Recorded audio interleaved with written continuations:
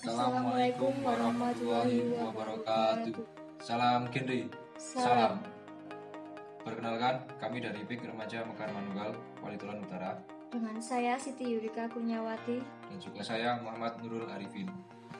Di sini kami akan menyampaikan materi tentang life skill atau kecakapan hidup. Pengertian life skill. Life skill atau kecakapan hidup menurut WHO adalah kemampuan atau keterampilan hidup berperilaku yang adaptif dan positif yang membuat seseorang dapat menyelesaikan kebutuhan dan tantangan sehari-hari dengan efektif. Tujuan pendidikan life skill atau kecakapan hidup ada dua, yaitu secara umum dan khusus. Secara umum bertujuan memfungsikan pendidikan sesuai dengan fitrahnya, yaitu mengembangkan potensi peserta didik dalam menghadapi perannya di masa mendatang. Secara khusus, 1.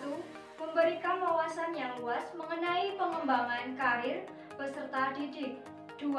Mengaktualisasikan potensi peserta didik sehingga dapat digunakan untuk memecahkan problema yang dihadapi, misalnya masalah narkoba, lingkungan sosial, dan sebagainya.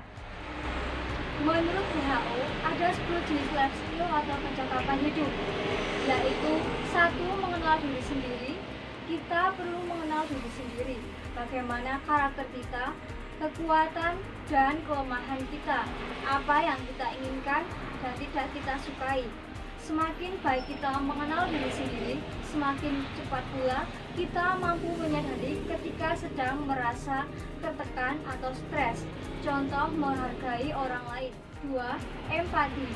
Empati membuat kita mampu memahami kebutuhan, perasaan, dan keinginan orang lain. Empati membuat kita mampu menerima, membayangkan bagaimana bila kita berada pada posisi orang lain. Yang ketiga adalah berpikir kritis. Dengan berpikir kritis, kita dapat mencernai informasi secara lebih objektif. Semakin kritis cara berpikir kita, semakin sehat juga kita jadinya. Sama seperti saat sekarang ini, yaitu saat menghadapi pandemi virus ini. Dengan banyak membanjirnya informasi, pemikiran yang kritis dapat memandu bagaimana kita harus bersikap. Yang keempat adalah berpikir kreatif.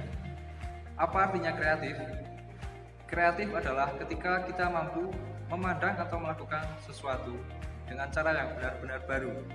Saat itulah kita disebut kreatif. Tapi masih banyak pula faktor-faktor lain yang menentukan tingkat kreativitas kita. Seperti sobat misalnya, mampu menciptakan ide-ide baru, sudut pandang baru, originalitas, dan lain sebagainya. 5. Membuat keputusan. Saat harus memilih jurusan kuliah, terasa mudah atau sulit sobat? Namun, skill ini akan terus kita butuhkan, mulai dari hal kecil sehari-hari hingga hal besar yang mampu mengubah arah hidup kita. Contoh, yakin terhadap pilihan sendiri. 6.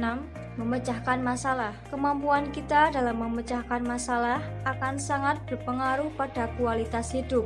Pasalnya, persoalan-persoalan tak kunjung mendapati jalan keluar dapat mempengaruhi kesehatan mental kita. Contoh, mengubah sudut pandang masalah dari negatif ke positif. 7 adalah relasi interpersonal. Bagaimana hubunganmu dengan orang-orang sekitar? Semakin positif hubungan yang terjalin. Tandanya, sobat memiliki interpersonal yang baik. Skill ini pun membantu kita mengakhiri hubungan dengan orang lain ketika diperlukan. Yang kedelapan, komunikasi ya. Kita berkomunikasi secara efektif ketika mampu mengekspresikan diri secara verbal dan non-verbal sesuai dengan situasi tertentu dan budaya setempat. Masing-masing dari kita memiliki kebutuhan untuk mengungkapkan pendapat, keinginan,